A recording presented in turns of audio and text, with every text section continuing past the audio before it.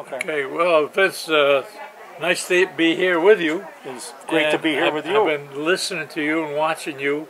You've been doing a fantastic job, at the city council sessions. And you're a people-oriented person, and that's what's really important. As I've often said, you work very hard in the fall for your Republican team, and then once you're elected, you're a legislator, and you forget that you're a Republican. Yeah. You're working for the people in their community. Yeah. And I think you're that kind of a person, and that's what we really need in the city of Schenectady. Well, that's good to hear, Frank, because, I've been going to meetings for a long time. As a matter of fact, you were mayor when I was going to council meetings, when I first started going to council meetings. And one thing I always said about you, and I'll continue to say about you, you were a real people person. And Schenectady, really, Schenectady's blue collar. I always call it a blue collar town, right. A ham and egg town, and we're ham and eggers. That's right. the way I look at it. That's what we are. Right. But if you wanted to talk to the mayor, if you called on a Saturday morning, you answered the phone. Many times I called on a Saturday morning if there were some neighborhood issues, and you answered the telephone. And I got to talk to you personally, and you took care of the problems when there was problems. So that's what we need more of. Things seem to got a little too sophisticated, I think, through the years. I think so. Yeah. Well, I tell you, being people-oriented, I have loved every single minute of it because the people have inspired me on a day-to-day basis. To promote the issues that would benefit them and their community. And, over the years, sad to say, for 30 years now, 31 years, and I know when I was in there, I had to work with the Democratic organization. But the sad part of it is that you got to forget that you're a Democrat or Republican. If they would have done that, a lot of things that have happened in the city would not have hurt the people in their community. You take the parking garage.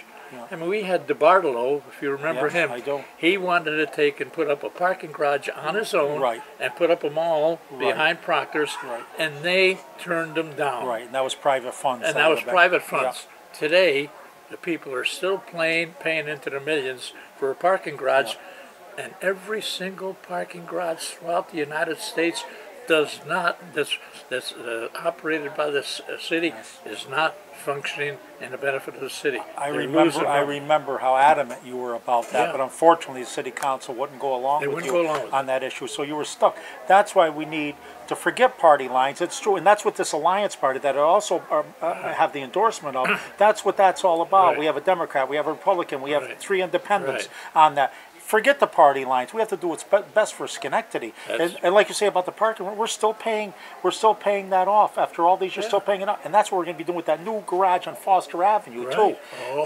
That's another multi-million dollars. My grandchildren's grandchildren may still be paying for that. So it's sad. Well, I can show you letters that I sent to the mayor and the city council saying that, look, you have to have a series of public hearings before you take and construct a garage on a corner of Foster Avenue and Seneca Street. And I says, because we need to talk about having a city-county garage, maybe out in the outlying areas where it would be less costly. For consolidation, too, yes. They never responded to my letters, and I still got the copies. Boy. Yeah, that's sad. Yeah, that's very sad. And now the parking garage, they turned it over to Metroplex. Metroplex is the city. Yeah. It's the city. I know. Yeah, it is. Yeah. It is. Well, people have to listen. That's it. When you're to elected office, you're not just there on your own. You're representing everybody that's in your municipality. Exactly right. And unfortunately, I think what happens is elected officials lose sight of that, who they're really representing. They're representing special interest groups, it seems like, Frank. That's what I see. Special interest groups, and not the only special interest group that you are interested in, I'm interested in, is the people that live, the residents of Schenectady. That's a special interest group. Not a specific union or anything like that. We have to do what's best for the city, and I'm right on the same page with you all the way with this stuff. And we need a change. You talk about changes when you're in control for some 30 years and things have gone deteriorated in every neighborhood, every single neighborhood, tax-wise and the looks of the city throughout the city. We need a change because what's happened has cost all these problems.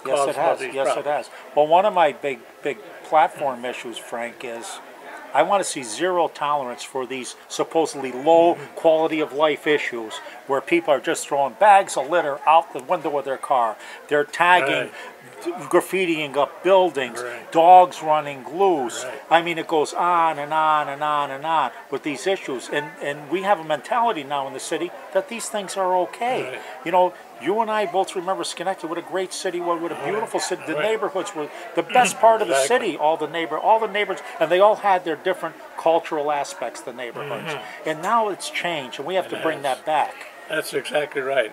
And the only way that can happen is for the people to get out there in November, Election Day, and make that change, because it's going to be in the best interest of every single family, every single individual.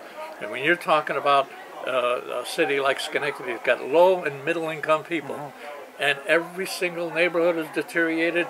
The city itself is deteriorated. Taxes have still gone up, and we can't afford to have that kind of an administration in power. Right. I agree with you 100%. You're a real good mayor, and I'm proud to have known you, and proud to know you, that you've been around this long. It's really a terrific thing. And God bless you, Councilman Riggi. I'm looking forward to seeing you in office. Thank you, Mayor.